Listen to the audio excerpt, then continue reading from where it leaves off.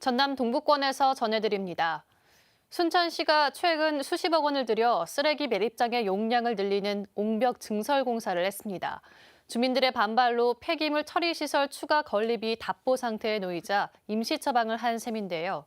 이 같은 옹벽 공사가 벌써 세 번째라고 합니다. 정아람 기자가 보도합니다. 순천 왕지동에 위치한 생활 폐기물 매립장입니다. 지난 9월에 비해 매립장 옹벽 높이가 눈에 띄게 높아졌습니다. 쓰레기 매립시설 추가 건설이 주민 반대 등의 이유로 진척이 없자 순천시가 36억 원을 들여 매립장 주변에 아파트 2층 높이의 옹벽을 쌓아 올린 겁니다. 매립장이 들어선 1991년 이후 이런 옹벽 증설 공사만 세 번째.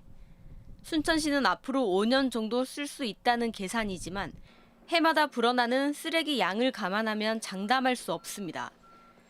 쓰레기 매립시설 건설에 2년 이상 걸리는 점을 감안하면 신규 매립지 선정과 관련 예산 확보가 시급한 상황입니다. 순천시는 올해 매립과 소각시설을 갖춘 클린업 환경센터 후보지로 4곳을 선정해 우선순위를 가렸지만 주민 반대로 최종 결정은 하지 못하고 있습니다. 또 신규 폐기물 처리 시설은 혐오시설로 아직까지는 혐오시설로 인식되어서 입지 선정부터 어려움이 많습니다. 일자리와 편의시설 등 최대 600억 원의 인센티브까지 내걸었지만 행정 절차의 공정성 시비에 휘말리면서 합의점을 찾지 못했습니다. 긴밀하게 주민들하고 소통하고 순천시가 행정 절차를 좀 간소화한다랄지 아니면 좀 더 시민들하고 어떻게 하면 쓰레기 매립장을 생태수지에 걸맞게끔 만들지. 순천시가 내년 초 클린업 환경센터 입지 선정을 위한 두 번째 환경 영향 평가를 하기로 한 가운데 해묵은 과제를 해결할 돌파구를 찾을 수 있을지 주목됩니다. KBS 뉴스 정아람입니다. 고흥만 리조트 특혜 의혹에 연루돼 사기 혐의로 재판을 받고 있는 박병존 전 고흥군수에 대해 검찰이 오늘 징역 4년을 구형했습니다.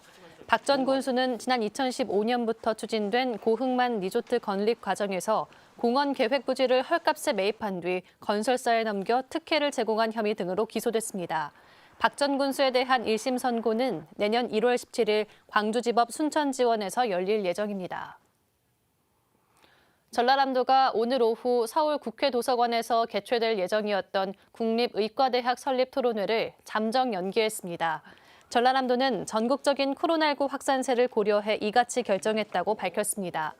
전라남도는 지역 내 열악한 의료 인프라 개선을 위해 국립의과대학 유치를 핵심 과제로 정하고 연구 용역과 토론회 등을 개최하고 있습니다.